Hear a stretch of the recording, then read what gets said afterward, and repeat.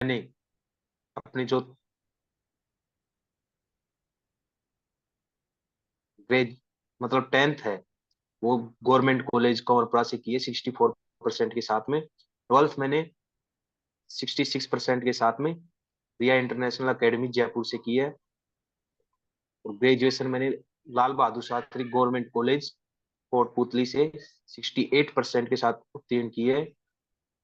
और मेरा post graduation department of chemistry university of Rajasthan से 70.80% से है। और मैंने जून 2020 में नेट क्वालिफाई किया है। और 2019 से 2021 में मैंने बीएड किया सर 74% से। वर्तमान में राजस्थान विश्वविद्यालय में डिपार्टमेंट ऑफ केमिस्ट्री में शोधार्थी हूँ। Yes, good. What's your hobby? Cricket sir. Yes, cricket. क्या है, व्हाट इज क्रिकेट? एक्सप्लेन कीजिए। सर क्रिकेट एक खेल है जिसमें दो टीमों के 22 खिलाड़ी खेलते हैं। इसमें दो प्लेयर, एक बैटिंग साइड होती है एक फील्डिंग साइड होती है। एक इसमें विकेट कीपर होता है। एक टाइम पर एक बॉलर बॉल करा रहा होता है और बैट्समैन उसे फेस कर रहा होता है। यस। और कब से क्या स्टार्टिंग हुई, कुछ पता है क्रिकेट के बारे में? कब आया क्रिकेट के इतिहास? क्रिकेट नहीं नाम सर, अभी क्रिकेट का वो मैटर तैयार नहीं किया है सर। भी अच्छा, कोई बात नहीं, आप आगे कर लेना, ठीक है ना। एनबीएस जी और सर। केबीएस में क्या डिफरेंस है, बताइए थोड़ा। एनवीएस और केवीएस में सर। यस।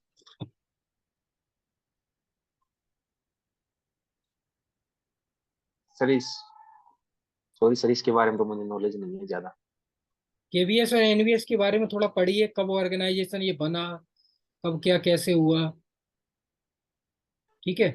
या इसमें जी सर। स्टार्टिंग एनबीएस में नर्सरी से होती है, उनको हॉस्टल मिलते हैं।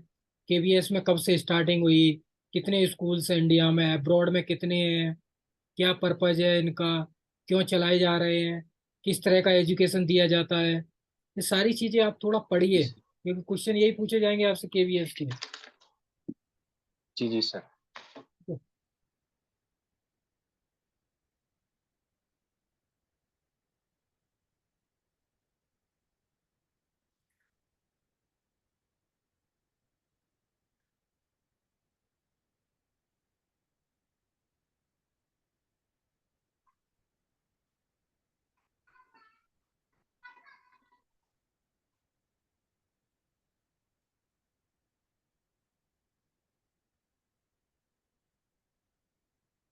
Y is Rajasthan famous for? Rajasthan किस लिए फेमस है? आप किस डिस्ट्रिक्ट से हैं? जयपुर से सर। जयपुर से हो रहे हैं। तो why is Jaipur famous for?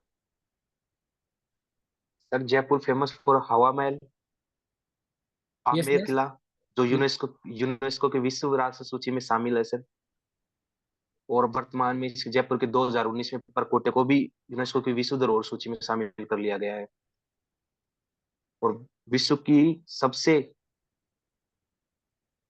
Sir ये तो याद नहीं आ रहा कि वो तोप भी है, उस विश्व की या भारत की सबसे बड़ी तोप है जो जयगढ़ किले में रखी हुई है सर। Yes yes yes. तो थोड़ा आप पढ़िए, इसमें ऐसे आंसर नहीं दिए जाएंगे। आप ऐसे पढ़िए, राजस्थान जयपुर इतने टाइम पे स्टेबलाइज हुआ था, किसने किया था, कौन से राजा थे, जी क्यों सर। बनाया गया था। जी तभी सर। आप राजस्थान की फेमस चीजें, आप हवा महल ये सारी चीजें बता सकते हो वहाँ की। तो धीरे धीरे जो भी आपसे पूछा जाएगा, why is famous for Rajasthan, why is famous for Jaipur, तो आपको उसकी बेसिक से स्टार्टिंग करनी है, हिस्ट्री से, कि जी ये सर। कब बना, क्यों बना। तब आगे आप बताओगे ये चीजें हैं, सिस्टमेटिक से बताओगे तब चलेगा, तब होगा अच्छा तरह से, ठीक है नहीं? कोई नहीं, अभी जी तो जी टाइम सर। है, अभी सब हो जाएगा धीरे धीरे, ठीक है। तो हाँ जी सर, राजस्थान को, क्योंकि इससे पहले कभी इंटरव्यू की तैयारी भी नहीं की है सर। हाँ तो इसलिए है ना, कोई दिक्कत नहीं, वो सब हो जाएगा धीरे, अभी टाइम है। फिर 16 तारीख को आपका इंटरव्यू? जी सर, नहीं 17 को है सर मेरा। 17 को? तो कोई नहीं, अभी तो टाइम है आपके पास, अभी तो बहुत टाइम है, कोई दिक्कत नहीं। तो इस तरह से आप काम कीजिए। तो बाकी राजस्थान जी के सर। बारे में थोड़ा पढ़िए अच्छी तरह से। केवीएस एनवीएस के बारे जी में सर। पढ़िए, एजुकेशन है, नेशनल एजुकेशन पॉलिसी के बारे में पढ़ा आपने कुछ? नहीं सर, अभी तो कुछ नहीं पढ़ा उसके बाद। तो थोड़ा स्टडी कीजिए आप, टाइम निकाल के इन चीज़ों को, क्योंकि ये जी सर। 30 मार्क्स का है। ये जो मैं बता रहा जी हूँ जी आपको, सर। बेसिक इंट्रो, आपकी हॉबी, आपके जो टीचर क्यों बनना चाहते हैं, केवीएस एनवीएस उसके रिगार्डिंग, आपकी राजस्थान की हिस्ट्री, और केवीएस एनवीएस की टीचिंग के रिगार्डिंग, नेशनल एजुकेशन पॉलिसी, ये सारी 30 मार्क्स में है। अब हम आएंगे, इसको जी हटा के सर। ये चीजें आप तैयार कीजिए, अभी आपकी तैयार नहीं है, ठीक है। अब हम आते हैं जी नेक्स्ट सर। 30 मार्क्स पे, तो मॉक पे। तो मॉक है, जी तो सर। मॉक में आपने बताया था जीएससी और रिएक्शन मैकेनिक, आपने बताया था कोऑर्डिनेशन केमिकल जी सर। काइनेटिक्स, तो आपके ये टॉपिक है। तो फर्स्ट हम लोग डिस्कस करेंगे जीओसी। जी सर। ठीक है, तो आप बताइए GOC organic chemistry, general organic chemistry क्या होती है?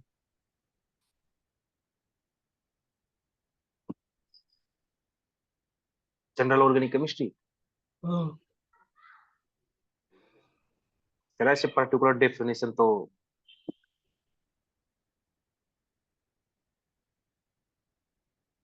कुछ तो बताना पड़ेगा ना, जनरल ऑर्गेनिक केमिस्ट्री क्या होती है, इसमें किसकी डिस्कस करते हैं?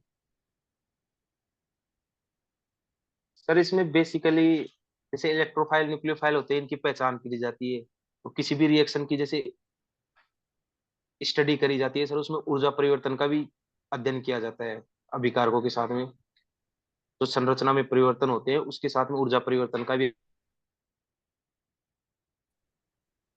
यस। तो बेसिक से ही आप और बता सर इसमें दीजिए। यस। रिएक्शन मैकेनिज्म में सर रिएक्शंस के प्रकार जीओसी के अंतर्गत ही आते हैं सर। यस। चार जैसे चार टाइप की रिएक्शंस होती हैं, फिर उनमें भी सब टाइप्स होते हैं सर। यस। जैसे addition reaction, elimination reaction, substitution reaction, rearrangement reactions. Addition reactions भी तीन प्रकार की होती हैं। Yes. Free radical addition reaction, electrophilic addition reaction, nucleophilic addition reaction sir. ऐसे ही सब्स्टिट्यूशन रिएक्शन, हाँ electrophilic substitution reaction, free radical substitution reaction और न्यूक्लियोफिलिक सब्स्टिट्यूशन रिएक्शन। ऐसे ही सर एलिमिनेशन रिएक्शन तीन प्रकार की होती है, E1 E2 E1 CB। Rearrangement reactions होती हैं सर, उसके कोई स्पेशल वो नहीं है, क्योंकि इसमें बहुत सारे रीअरेंजमेंट होते हैं सर। वो तो एटम की पोजीशनिंग डिफरेंट होती है। जो सर ये फ्री रेडिकल एडिशन रिएक्शन होती है, इसका एग्जांपल है पेरोक्साइड इफेक्ट, क्रास इफेक्ट। जो एल्कीन पर इलेक्ट्रोफिलिक एडिशन होता है HBr का पेरोक्साइड की प्रेजेंस में। यस। और सर जैसे इलेक्ट्रोफिलिक एडिशन रिएक्शन है, ये एल्कीन्स की कैरेक्टरिस्टिक रिएक्शंस होती हैं सर। न्यूक्लियोफिलिक एडिशन रिएक्शन है सर, कार्बोनाइल कंपाउंड की कैरेक्टरिस्टिक रिएक्शन होती है। ऐसे ही sir substitution reaction, free radical substitution reaction है, ये एल्केन का हेलोजनीकरण, हेलोजिनेशन ऑफ एल्केन, इसका एग्जांपल है। यस। और सर जैसे इलेक्ट्रोफिलिक सब्स्टिट्यूशन रिएक्शंस का एग्जांपल है एरोमेटिक कंपाउंड की कैरेक्टरिस्टिक रिएक्शंस, जिसे हम एरोमेटिक इलेक्ट्रोफिलिक सब्स्टिट्यूशन रिएक्शन कहते हैं सर। जैसे बेंजीन, टॉलुइन, ये जो देती हैं। यस। न्यूक्लियोफिलिक सब्स्टिट्यूशन रिएक्शन में सर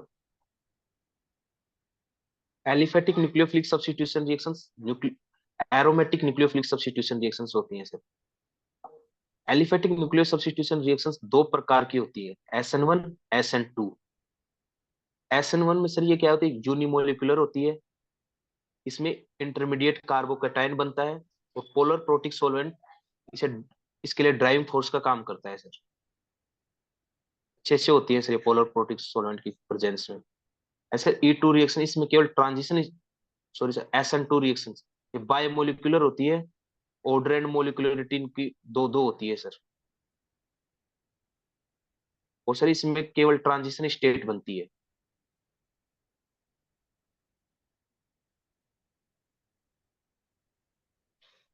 तो जो एरोमेटिक न्यूक्लियोफिलिक सब्स्टिट्यूशन रिएक्शन, इसके एग्जांपल है ArSN1, ArSN2 और बेंजाइन मैकेनिज्म। बेंजाइन मैकेनिज्म को बेसिकली एलिमिनेशन एडिशन रिएक्शन भी कहते हैं सर। और जो ARSN1 रिएक्शंस होती हैं,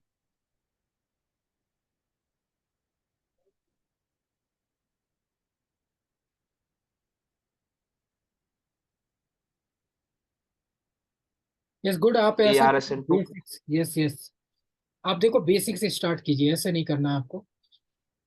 आपने व्हाइट जी बोर्ड का सर। वो किया था? व्हाइट जी बोर्ड, सर। जी व्हाइट सर। बोर्ड है अभी? जी सर। तो अभी लगाइए व्हाइट बोर्ड, उसके सामने कैमरा लगाओ।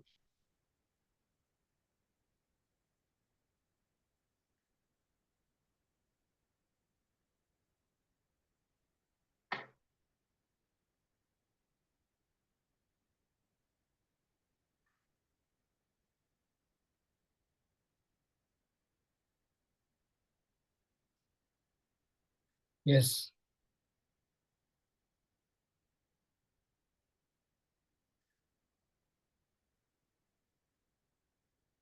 जी सर। Yes good. अब इस पे आप स्टार्ट कीजिए बेसिक से, GOC। अब यहाँ पे लिखिए आप, जनरल ऑर्गेनिक केमिस्ट्री।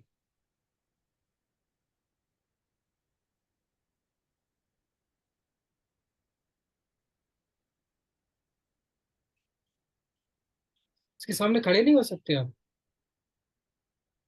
किसके सामने सर? बोर्ड के सामने? हाँ हाँ। सर, टेबल है जो बड़ी है सर, एग्जैक्ट पास नहीं जा सकता मैं बोर्ड अच्छा, के, ये क्योंकि अभी ये कैमरा। दीवार पे टक। Yes yes.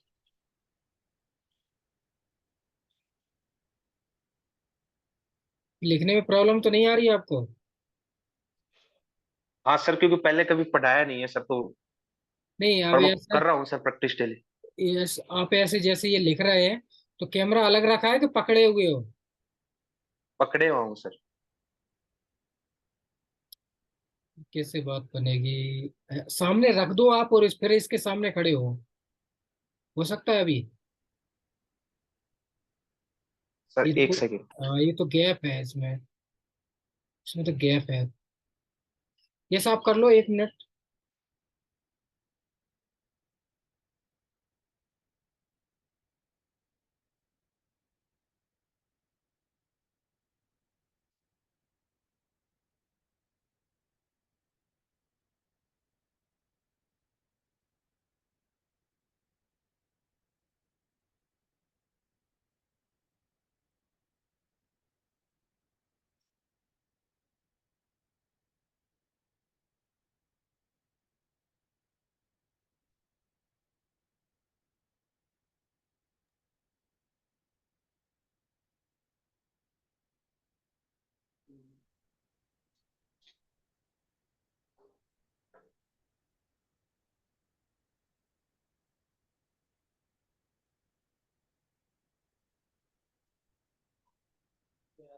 हाँ, इतना दूर रख दो, फिर आप आ जाओ सामने।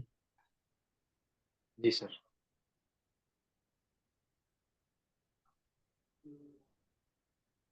जी सर, दिख रहा हूँ मैं अभी? यस यस, अब सही है बिल्कुल। अब आप जनरल ऑर्गेनिक जी सर। केमिस्ट्री में, आप बेसिक से पढ़ाइए आप। मतलब जनरल ऑर्गेनिक केमिस्ट्री में हम इलेक्ट्रोफाइल, न्यूक्लियोफाइल, फ्री रेडिकल का डिस्कस करते हैं। तो वो क्या होते हैं, अब आप जी सर। बताइए यहाँ पे, वन बाई वन। सर बिल्कुल बेसिक से स्टार्ट, मुझे identification of substrate yes and yes reagent. Yes yes, बिल्कुल बेसिक से स्टार्ट कीजिए।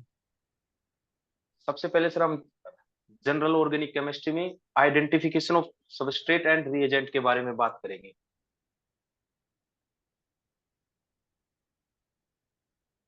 आइडेंटिफिकेशन ऑफ सबस्ट्रेट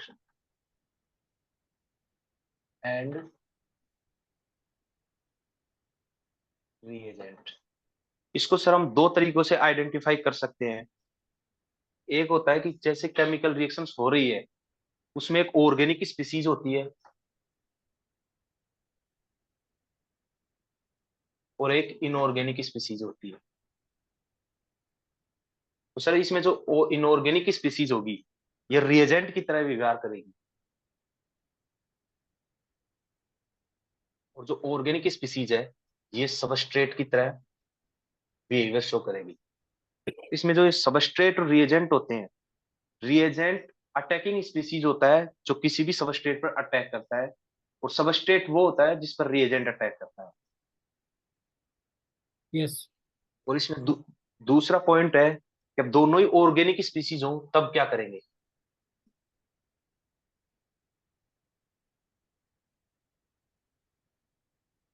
तो दोनों ही ऑर्गेनिक स्पीसीज में, हम दोनों स्पीसीज में जिस पे चार्ज एक्सिस में है,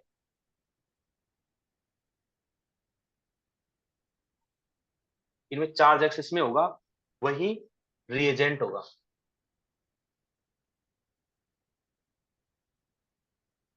ओके सर, एग्जांपल भी दे दूं सर।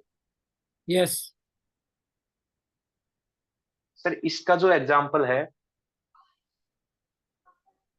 NaOH की रिएक्शन एल्किल हैलाइड के साथ में, तो सर इसमें ये रिएजेंट की तरह बिहेव करेगा, शो करेगा। और जो एल्किल हैलाइड है, ये सबस्ट्रेट की तरह बिहेवियर शो करेगा। और जो जब दोनों ही ऑर्गेनिक स्पीसीज हो, जैसे सर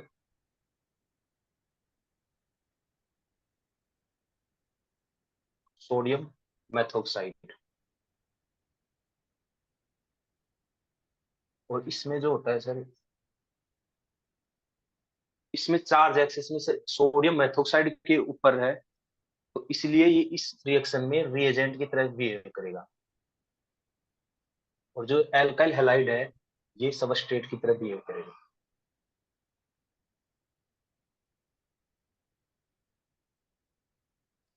जी सर। यस। यस। गुड। आगे अब एक्सप्लेन कीजिए इसके नेक्स्ट पॉइंट बेसिक। जी सर।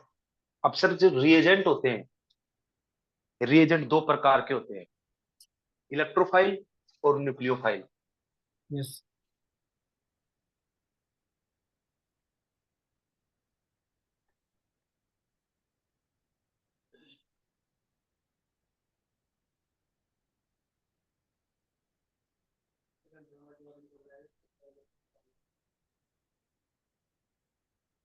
सर रिएजेंट होते हैं, ये दो प्रकार के होते हैं, इलेक्ट्रोफाइल, न्यूक्लियोफाइल।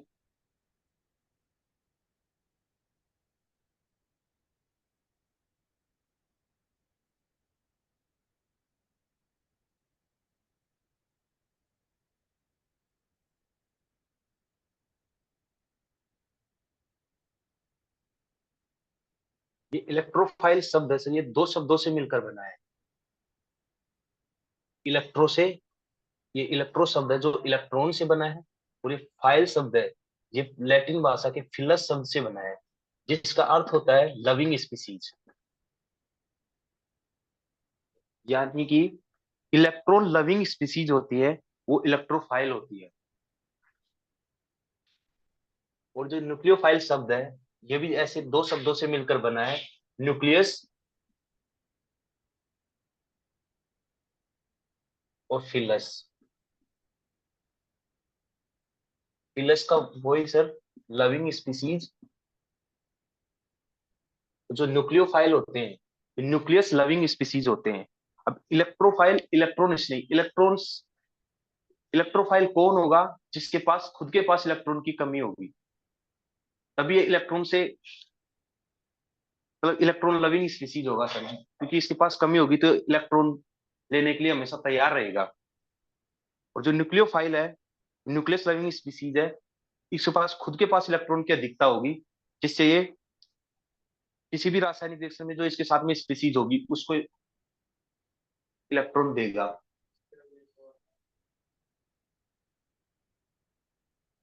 तो सर किसी भी रासायनिक रिएक्शन में हम इलेक्ट्रोफाइल और न्यूक्लियोफाइल को, कुछ पॉइंट्स हैं जिनको हम स्टडी करने के बाद में आसानी से पहचान सकते हैं। तो सबसे पहले सर हम इलेक्ट्रोफाइल का अध्ययन करेंगे।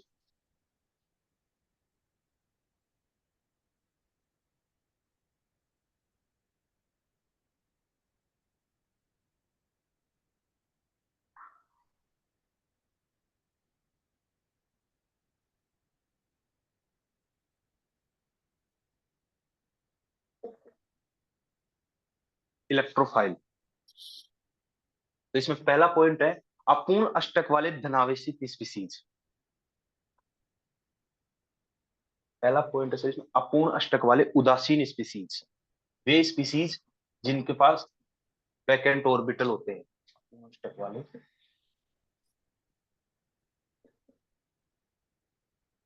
उदासीन स्पीसीज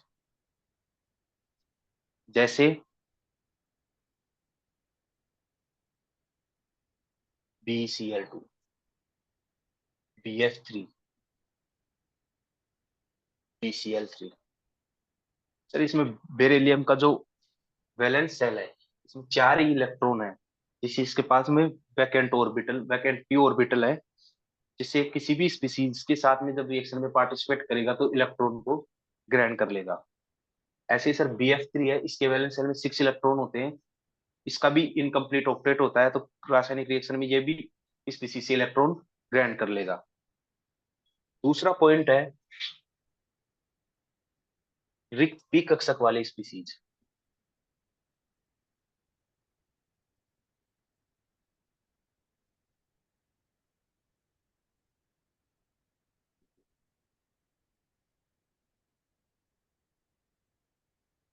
जैसे कार्बीन, नाइट्रीन। सर इनके पास में वैकेंट पी ऑर्बिटल होता है, जिसकी वजह से इलेक्ट्रोफाइल होती है। तीसरा पॉइंट है रिक्त डी कक्षक वाले species,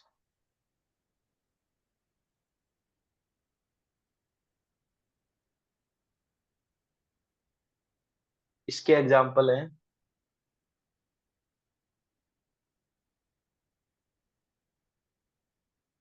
FeCl2, FeCl3, tin chloride, tin tetrachloride, tin dichloride और टिन टेट्राक्लोराइड। तो जो डी ब्लॉक की स्पीसीज होती है इनके पास में वैकेंट डी ऑर्बिटल और अवेलेबल होता है, जिसकी वजह से ये इलेक्ट्रोफाइल की तरह व्यवहार शो करती है। चौथा पॉइंट है सर इसमें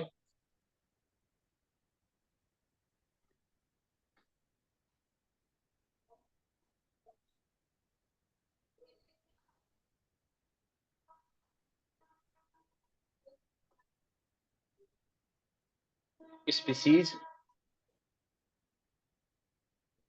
जिनमें बहुबंध यानी कि डबल बॉन्ड और ट्रिपल बॉन्ड, दो भिन्न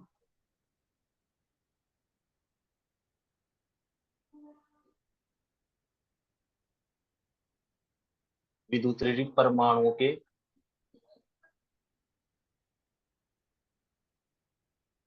मध्य होता है। तो इसके एग्जाम्पल है सल्फर ट्राइऑक्साइड, कार्बन डाइऑक्साइड। इसमें हम पांचवा पॉइंट देखेंगे अपूर्ण अष्टक वाले धनावेशित स्पीसीज।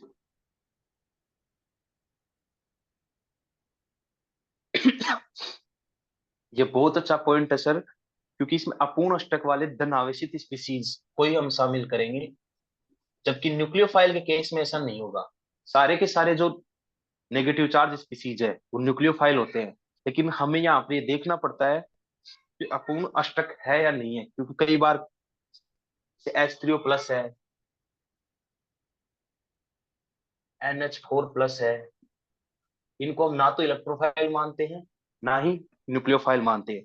बट फिर भी अगर क्वेश्चन आ ही जाए ये इलेक्ट्रोफाइल मानेंगे या न्यूक्लियोफाइल मानेंगे, तो सर इनको इलेक्ट्रोफाइल मानते हैं ऐसी सिचुएशन में। इसके एग्जांपल है sir methyl carbocation, nitronium ion, diazonium ion.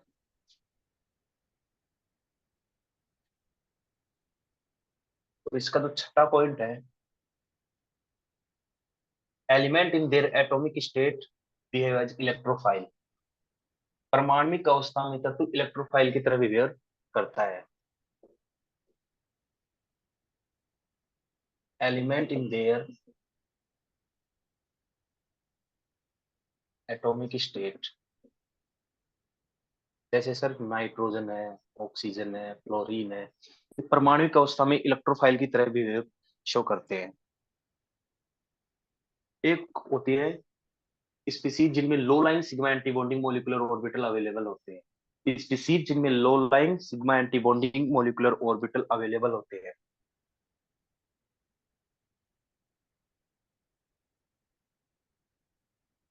Species जिनमें low lying sigma anti bonding molecular orbital available होते हैं,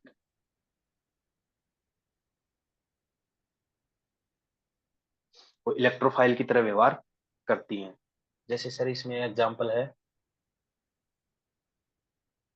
CH3L, इसके पास में vacant sigma anti bonding molecular orbital available होता है। हेलोजन्स, इंटर हेलोजन,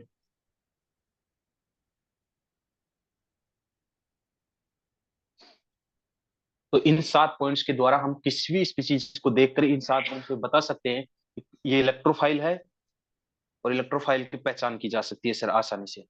ऐसे सर न्यूक्लियोफाइल के लिए हम 4 पॉइंट्स स्टडी करेंगे, जिन 4 पॉइंट्स के बेस पर हम आसानी से स्पीशीज को देखकर बता सकते हैं कि न्यूक्लियोफाइल है या नहीं है।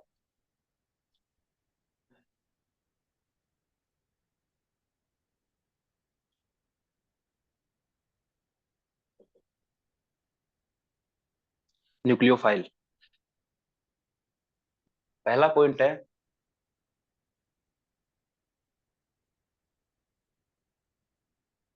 स्पीशीज जिनमें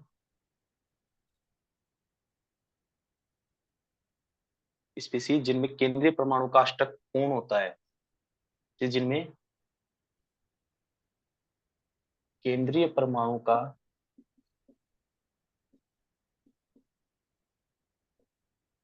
अष्टक पूर्ण होता है और कम से कम एक लोन पेयर रखते हैं। यानी स्पीसीज जिनमें केंद्रीय परमाणु का अष्टक पूर्ण होता है और कम से कम एक लोन पेयर रखते हैं, ऐसी स्पीसीज न्यूक्लियोफाइल होती है। जैसे H2O है, इसमें ऑक्सीजन के वैलेंस शेल में 8 इलेक्ट्रॉन है, यानी कि इसका ऑक्टेट कंप्लीट है और इस पे 2 लोन पेयर है, जिससे जब भी रासायनिक रिएक्शन में भाग लेगा तो जो इलेक्ट्रोफाइल है उसको आसानी से यहां से ये लोन पेयर डोनेट कर देगा। ऐसे ही सर ROH है, अमोनिया है,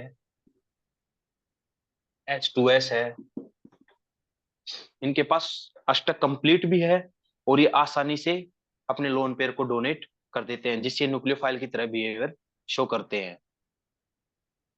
दूसरा पॉइंट है सभी ऋणावेशित स्पीसीज,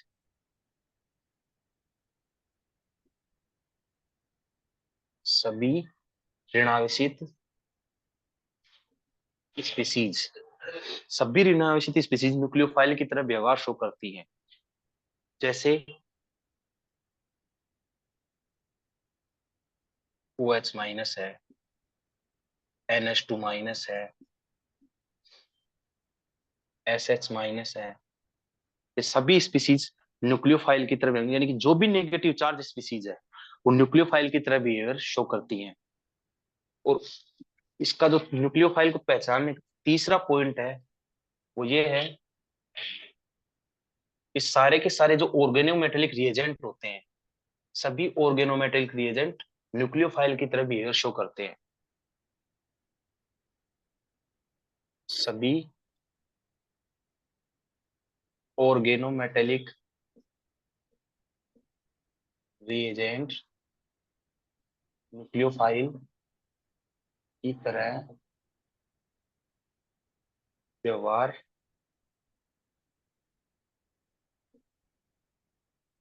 करते हैं।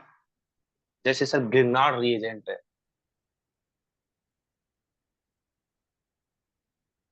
जैसे सर R2CuLi है, जैसे सर R2Zn है,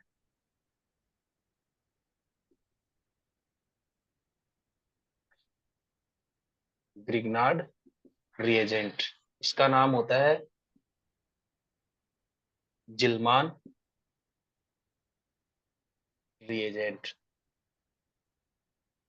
इसका नाम होता है फ्रैकलैंड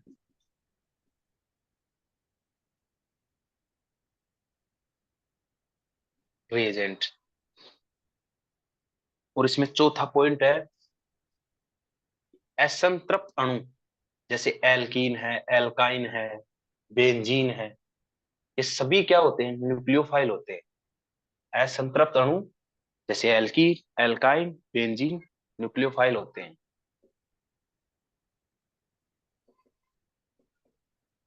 असंतृप्त अणु जैसे एल्कीन है, एल्काइन और बेंजीन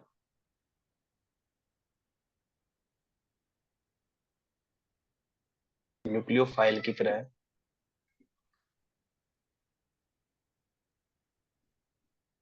व्यवहार करते हैं। Alkene, alkyne, benzene. सर हम इन पॉइंट के बेस पर आसानी से किसी भी रिएक्शन में न्यूक्लियोफाइल और इलेक्ट्रोफाइल को पहचान सकते हैं।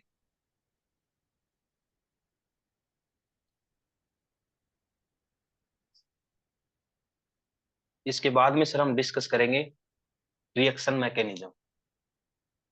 रिएक्शन मैकेनिज्म है क्या?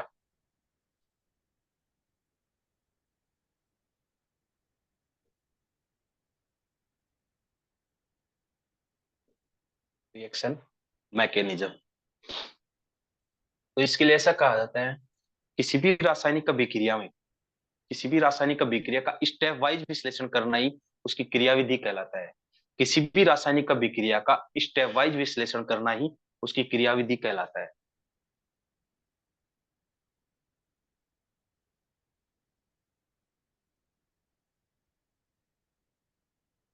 किसी भी रासायनिक अभिक्रिया का स्टेप वाइज विश्लेषण,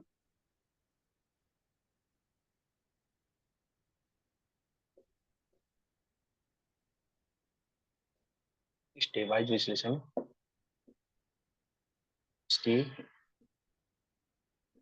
क्रियाविधि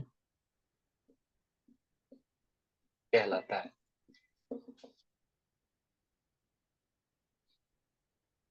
और इसमें किसी भी रासायनिक अभिक्रिया की क्रियाविधि में हम अभिकारकों की संरचना में परिवर्तन के साथ ऊर्जा परिवर्तन का भी अध्ययन करते हैं।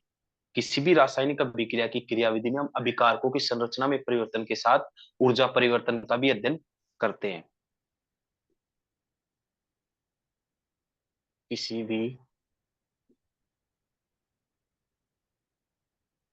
रासायनिक अभिक्रिया की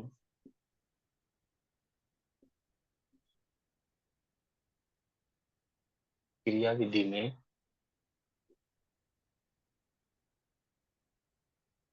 अभिकारकों की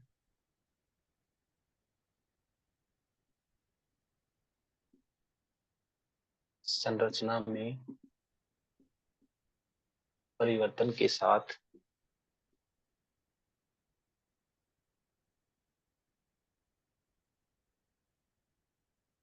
ऊर्जा परिवर्तन का भी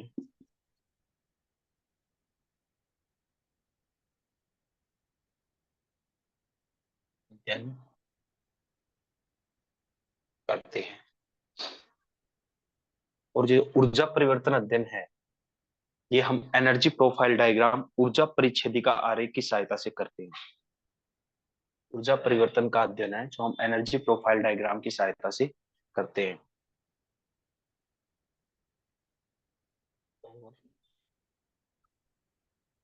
ऊर्जा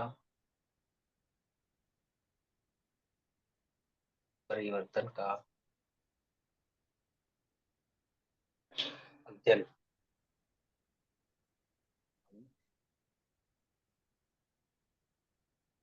एनर्जी प्रोफाइल डायग्राम की सहायता से करते हैं। एनर्जी प्रोफाइल डायग्राम हम एक्सोथर्मिक रिएक्शंस के लिए देखते हैं, एंडोथर्मिक रिएक्शंस के लिए देखते हैं।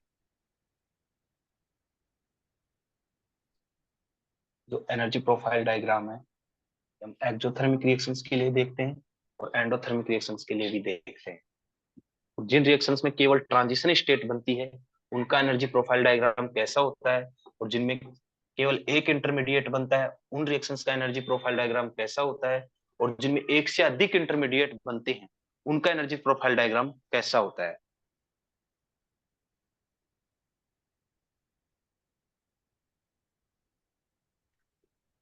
जिन रिएक्शंस में केवल ट्रांजिशन स्टेट्स बनती है उनका एनर्जी प्रोफाइल डायग्राम कैसा होता है। जिन रिएक्शंस में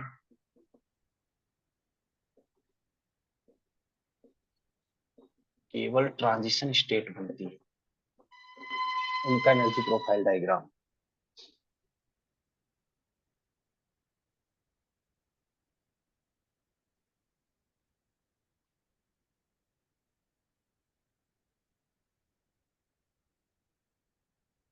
कोऑर्डिनेट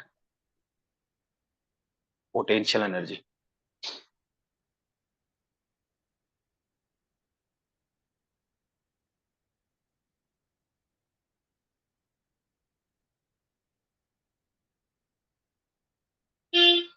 रिएक्टेंट्स प्रोडक्ट और जो ऊंचाई है जैसे पहाड़ी की जैसी, इस टॉप को कहते हैं सर ट्रांजिशन स्टेट। और जो ये एनर्जी गैप है किसी भी रिएक्शंस के लिए तो उसकी एक्टिवेशन एनर्जी कहलाता है, जो कि किसी भी रिएक्टेंट को प्रोडक्ट में कन्वर्ट होने के लिए आवश्यक होता है। ये एक तरीके की सीमा है सर इसकी, रिएक्टेंट जो प्रोडक्ट में कन्वर्ट होता है, एक्टिवेशन एनर्जी।